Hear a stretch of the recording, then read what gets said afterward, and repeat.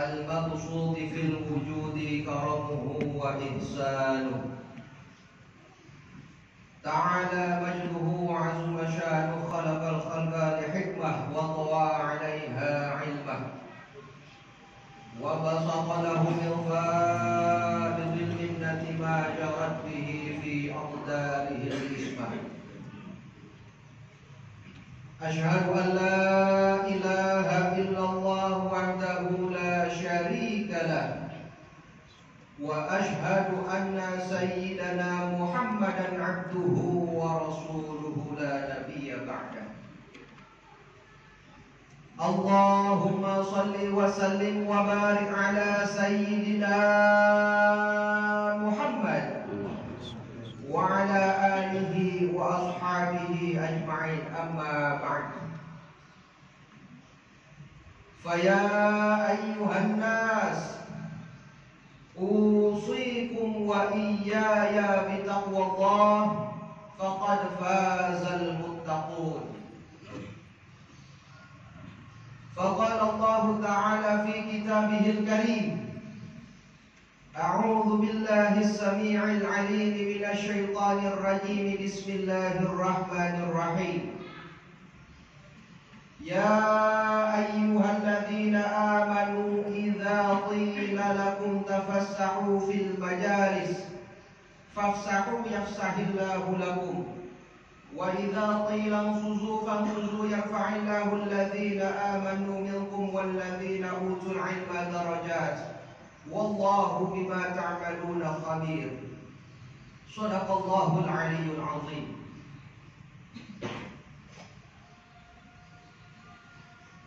Ma'asyiral muslimin jamaah Jumat rahimahumullah. Alhamdulillah, marilah sama-sama kita panjatkan puja dan puji serta rasa syukur kita kehadirat Allah Subhanahu wa taala. Yang mana pada kesempatan siang hari ini Allah masih menanamkan kenikmatan kepada diri kita semua. Terkhusus alhamdulillah ala nikmatillah, Allah masih menanamkan nikmat iman, nikmat Islam, serta nikmat sehat walafiat, sehingga kita bisa duduk dalam melaksanakan ibadah sholat Jumat berjamaah.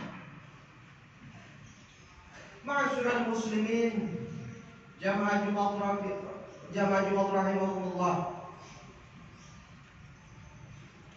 Alhamdulillah, tempoh hari bulan yang lalu kita telah memperingati peringatan Maulid Nabi besar Muhammad sallallahu alaihi wasallam. Yang mana salah satu bulan yang memang di dalam Islam itu salah satu bulan yang dimuliakan oleh Allah Subhanahu wa taala. Bahwasanya telah dikatakan Nabi Muhammad sallallahu alaihi wasallam salah satu kekasihnya Allah.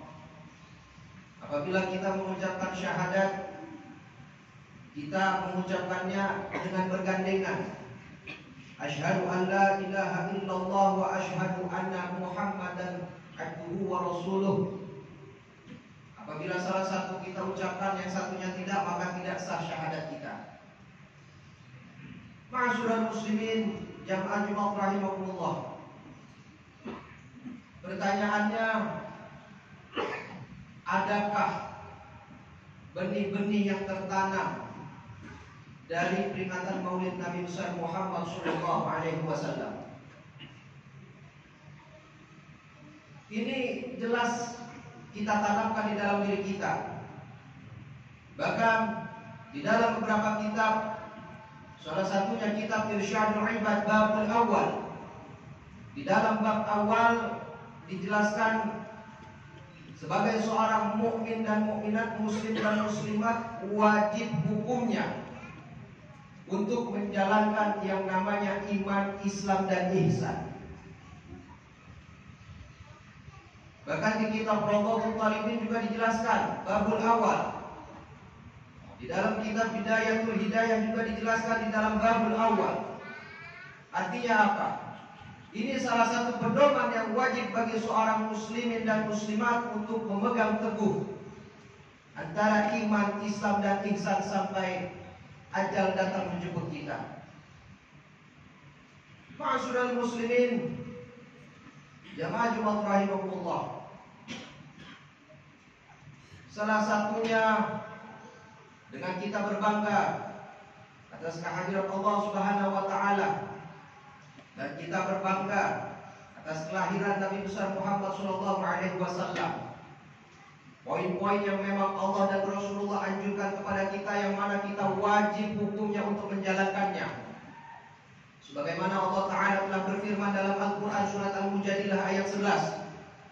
A'udzu billahi as-sami'il 'alim minasyaitonir rajim. Bismillahirrahmanirrahim. Ya ayyuhalladzina amanu idza qila lakum tafassahu fil majalis fafsahu yafsahillahu lakum. Wa idza qila amshuzu famshuzu yarfa'illahu alladzina amanu minkum walladzina utul 'ilma darajat. Wallahu bima ta'maluna khabir. Allah Ta'ala telah berfirman dalam Al-Quran surat Al-Mujadilah ayat 11 yang artinya, wahai orang-orang yang beriman, apabila telah dikatakan kepadamu berilah kelapangan di dalam majlis-majlis, maka lapangkanlah. Niscaya Allah akan memberikan kelapangan untukmu. Dan apabila telah dikatakan berdirilah kamu, maka kamu berdirilah. Niscaya Allah Subhanahu wa taala akan mengangkat derajat orang-orang yang beriman di antara kamu dan orang-orang yang diberi ilmu beberapa derajat. Dan Allah Maha teliti apa yang telah kamu kerjakan. Al-Quran surat Al-Mujadilah ayat 11.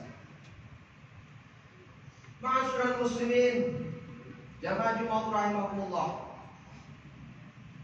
Di dalam ayat ini Allah Ta'ala telah memerintahkan kita untuk menghadiri majlis-majlis ilmu, memakmurkan masjid, bersedekah di jalan Allah. Karena ini salah satu pedoman kita yang termaktub dalam iman, Islam dan ihsan. Salah satu bentuk mahabbah kita kepada Allah, salah satu bentuk mahabbah kita kepada Rasulullah. Karena kenapa? Kata Allah Ta'ala, barang siapa yang dirinya datang hadir atau duduk di majlis ilmu, maka sesungguhnya Allah akan memberikan ia beberapa derajat. Ma'asyiral muslimin, jamaah Jumat rahimahumullah. Di antara kemuliaan orang-orang yang hadir di dalam suatu majlis, yang pertama telah dikatakan di dalam Al-Quran surat Al-Mujadilah ayat 11. Yang pertama ialah dimuliakan dan diangkat derajatnya oleh Allah Subhanahu wa taala. Ini salah satu hal yang mutlak, karena Allah Ta'ala telah mengatakan dalam firman-Nya di dalam Al-Quran surat Al-Mujadilah ayat 11. Ma'asyiral muslimin, jamaah Jumat rahimahumullah. Salah satu keutamaan atau kemuliaan orang yang hadir di dalam majlis ilmu, majlis ta'lim, majlis zikir ataupun majlis sholawat. Yang kedua ialah ilmu yang didapat sebagai sarana untuk mendekatkan diri kepada Allah Subhanahu wa taala dan menanamkan rasa mahabbah atau cinta kepada Allah dan Rasulullah sallallahu alaihi wasallam. Ini salah satu keutamaan dan kemuliaan. Yang ketiga, sudah otomatis bahwasannya barang siapa orang yang berjalan di jalan Allah dari rumah datang ke majlis ta'lim, majlis zikir, majlis sholawat, sesungguhnya ia mendapatkan pahala berjihad fi sabilillah. Ini telah dikatakan oleh Allah Subhanahu wa taala. Ma'asyiral muslimin, jamaah Jumat rahimahumullah. Pengertian jihad fi sabilillah bukan semata-mata kita berperang di jalan Allah. Banyak makna terkait jihad fi sabilillah. Di antaranya kita datang dari rumah hadir ke majlis ta'lim atau majlis ilmu untuk menuntut ilmu, maka itu salah satu faedah dalam jihad fi sabilillah. Yang kedua, apabila kita dikasih amanah oleh Allah Subhanahu wa taala sebagai pemimpin keluarga, sebagai kepala rumah tangga, maka ketika kita berjalan keluar rumah untuk mencari rezeki di jalan Allah, maka itu salah satu kategori jihad fi sabilillah. Yang ketiga, salah satu kategori jihad fi sabilillah ialah menahan hawa nafsu yang ada di dalam diri kita. Ini yang sering kita salah kaprah. bahwasanya jihad fisabilillah ialah berperang di jalan Allah, betul. Itu sangat mulia. Namun perlu kita ketahui dan perlu kita pahami banyak tata cara berjihad di jalan Allah. Salah satunya memakmurkan masjid atau menghadiri majelis-majelis ilmu yang ada di dalam lingkungan kita. Ma'asyiral muslimin, jamaah Jumat rahimahullah. Salah satu keutamaan dan kemuliaan dalam menuntut ilmu yang keempat ialah dimudahkan bagi para penuntut ilmu menuju jalan ke surganya Allah Subhanahu wa taala. Sedangkan yang kelima, keutamaan dan kemuliaan orang yang menuntut ilmu yang hadir di dalam majelis-majelis ilmu ialah orang yang berilmu, dan para penuntut ilmu kedudukannya lebih mulia daripada orang yang ahli ibadah tanpa ilmu. Dalam hal ini Rasulullah SAW telah bersabda yang artinya orang-orang yang beribadah dengan dasar ilmu yang benar, maka ia lebih dimuliakan oleh Allah Subhanahu wa taala daripada orang yang ahli ibadah tanpa ilmu. Hadis riwayat Muslim sahih.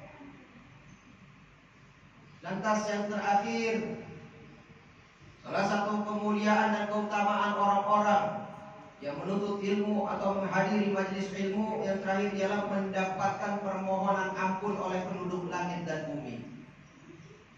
Ini salah satu atau beberapa keutamaan atau kemuliaan orang yang hadir di dalam majelis ilmu. Ma'asyiral muslimin, jamaah Jumat rahimahullah. Jangan kita mengaku cinta Allah. Jangan pernah kita mengaku cinta kepada Rasulullah apabila rasa cinta kita itu terhalang oleh sesuatu. Ma'asyiral muslimin, jamaah Jumat rahimahullah. Banyak orang-orang yang berada di dalam lingkungan kita sendiri. Dia mengaku cinta Allah, dia mengaku cinta Rasulullah, akan tetapi perlu digarisbawahi, dia amat sangat membenci alim ulama, dia sangat membenci para kiai, dia membenci para habaib, dia membenci para ustadz. Maka dalam hal ini jangan harap Allah akan memberikan surga kepadanya. Ma'asyiral muslimin, jamaah Jumat rahimahullah. Kita sering mengatakan wallahi, wallahi ya Rasulullah, ada mahabbatukum ya Rasulullah. Demi Allah ya Rasulullah, saya cinta engkau ya Rasulullah. Tapi engkau telah hianati keturunannya, engkau telah hianati para pewaris keilmuannya. Ini adalah tanda tanya bagi kita semua. Ma'asyiral muslimin, jamaah Jumat rahimahullah. Perlu kita garis bawahi atau perlu kita tanamkan di dalam mindset kita bahwasanya para alim ulama, para ustaz, para kiai, para habaib ini adalah para pewaris para nabi, yang mana para beliau-beliau semualah yang nantinya akan menuntun kita ke jalan surganya Allah Subhanahu wa taala. Ma'asyiral muslimin, jamaah Jumat rahimahullah. Kita perlu tanamkan di dalam hati dan pikiran kita bahwasanya Allah Ta'ala telah berfirman kullu nafsin dha'iqatul maut, bahwasanya Allah Ta'ala telah berfirman yang bernyawa sudah pasti akan mati. Saat ini kita tinggal menunggu kontrak hidup kita habis. Jikalau hidup kita di dunia kontraknya habis, maka perbekalan apa yang akan kita bawa pulang ke hadapan Allah Subhanahu wa Ta'ala? Ma'asyiral muslimin, jamaah Jumat rahimahullah. Di dalam majelis-majelis banyak para tuan guru yang mengajarkan Iqra, dimulai dari alif ba ta ta sampai akhir, sehingga dia lulus Iqra masuk ke tahap Al-Quran. Ketika dia masuk ke tahap Al-Quran, maka dia mulai mempelajari tafsir-tafsir dari Al-Quran tersebut. Ini sesungguhnya lebih mulia di hadapan Allah Subhanahu wa Ta'ala. Pertanyaan bagi kita ialah, di dalam Islam antara membaca atau mengkaji mana yang lebih diutamakan? Jikalau mengkaji yang lebih diutamakan, tidak mungkin Allah menurunkan Al-Quran atau wahyu pertama kali ialah Iqra, bacalah. Ma'asyiral muslimin, jamaah Jumat rahimahullah. Al-Fakir mengutip perkataan Sayyidil Walid Al-Imam Al-Habib Abdul Rahman bin Ahmad As-Segaf. Beliau mengatakan bahwasanya orang yang menuntut ilmu dia mempelajari ilmunya Allah, ilmu agama. Dia mempelajari gimana caranya membaca Al-Quran dimulai dari alif bata. Itu sesungguhnya lebih dimuliakan di mata Allah Subhanahu wa taala ketimbang ia pergi haji 10 kali bahkan berpuluh-puluh kali. Ma'asyiral muslimin, jamaah Jumat rahimakumullah. Dari sini dapat kita simpulkan bahwasannya kewajiban kita sebagai seorang muslimin dan muslimat wajib hukumnya untuk menuntut ilmu. Karena kenapa? Karena sesungguhnya ilmu yang kita dapat sebagai sarana untuk mendekatkan diri kepada Allah Subhanahu wa taala. Ma'asyiral muslimin, jamaah Jumat rahimakumullah. Dalam salah satu kitab Nur Muhammad karangan Al-Imam Al-Habib Abu Bakar Al-Abbas Az-Zabidi, di dalam kitabnya itu dijelaskan ada salah satu dialog antara Nabiullah Daud alaihi salam dan Allah Subhanahu wa taala. Di dalam kitab ini kita sedikit merenungkan sejenak diri kita, dan kita akan mengetahui nikmat terbesar yang ada di sisinya Allah itu apa. Ma'asyiral muslimin, jamaah Jumat rahimakumullah. Di dalam kitab Nur Muhammad karangan Al-Imam Al-Habib Abu Bakar Az-Zabidi, beliau mengatakan bahwasanya Nabiullah Daud alaihissalam telah berkata kepada Allah, bertanya kepada Allah Subhanahu wa taala, "Ya Allah ya Rabb, nikmat terkecil apakah yang berada di sisimu ya Allah ya Rabb?" Lantas Allah taala menjawab bahwasanya nikmat terkecil yang berada di sisiku ialah nafas yang telah engkau hirup sehari-hari. Ini nikmat terkecil di mata Allah. Ma'asyiral muslimin, jamaah Jumat rahimakumullah.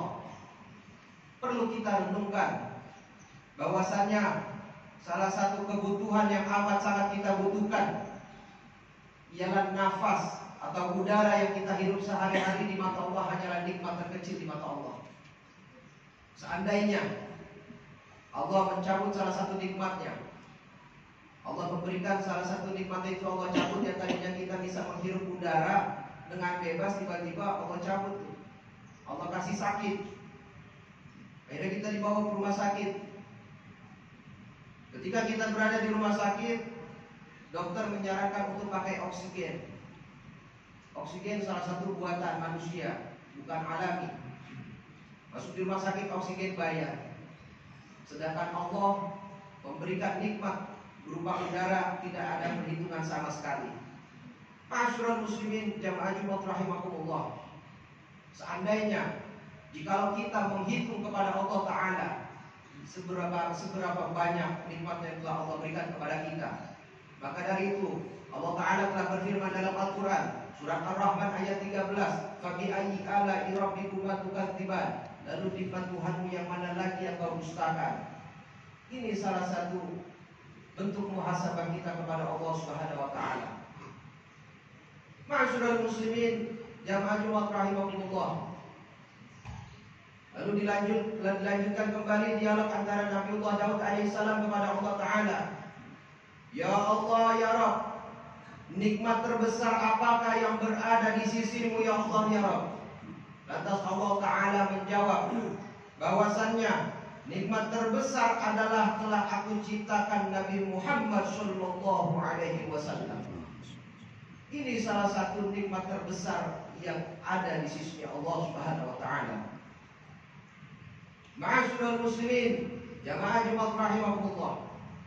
Maka tak heran jikalau kita mendengar di dalam hadis qudsi. Perlu kita ketahui bahwasanya hadis qudsi ini perkataan Allah Subhanahu wa taala yang tidak tercantum di dalam Al-Qur'an. Allah taala telah berfirman di dalam hadis qudsi, laulaka ya Muhammad lama khalaqtul aflaq." Kata Allah di dalam salah satu hadis qudsinya, "Jikalau bukan karena engkau wahai Muhammad, maka tidak akan aku ciptakan alam semesta ini." Ini salah satu renungan bagi kita. Jikalau kita mencintai Allah, jikalau kita mencintai Nabi Muhammad sallallahu alaihi wasallam, maka segala yang diperintahkan oleh Allah, yang dijalankan oleh Rasulullah, kita jalankan dengan sebaik-baiknya. Karena kenapa? Jikalau seandainya kontrak kita habis, sebagaimana Allah Ta'ala telah berfirman, kullu nafsin dha'iqatul maut, bahwasanya yang bernyawa atau bernafas itu sudah pasti akan mengalami kematian. Jikalau kematian itu datang, amal apa atau perbekalan apa yang akan kita bawa pulang ke hadapan Allah Subhanahu wa Ta'ala? Ma'asyiral muslimin jamaah Jumat rahimakumullah, Allah Ta'ala telah menyiapkan pilihannya hanya dua, baik ataupun buruk, surga ataupun neraka, husnul khatimah atau su'ul khatimah. Tinggal kita pilih, kita mau mati dalam keadaan apa. Tapi bagi Maulid Nabi besar Muhammad SAW, bagi orang-orang yang mencintai Allah dan mencintai Rasulullah, itu sudah mendapatkan jaminan dari Allah Subhanahu wa Ta'ala berupa surga. Ma'asyiral muslimin jamaah Jumat rahimakumullah, maka dari hal itu perlu kita tanamkan dan kita buktikan sebelum kontrak hidup kita di dunia habis. Mari sama-sama kita jalankan apa yang Allah perintahkan dan Rasulullah perintahkan. Mudah-mudahan kita semua diberikan kesehatan oleh Allah Subhanahu wa Ta'ala, diberikan keberkahan usia fi ta'atillah wa fi ibadatillah. Allah berikan kita keturunan yang soleh dan solehah. Allah berikan kita rezeki yang halal dan thayyiban mubarakan. Allah matikan kita nanti dalam keadaan husnul khatimah, dan Allah tempatkan kita di surga ya Allah bersama para nabi dan rasul. Amin amin ya rabbal alamin. Barakallahu li wa lakum fil Qur'anil azim, wa nafa'ana wa iyyakum bil ayati wa dzikril hakim. Fastaghfiru rabbakum innahu huwas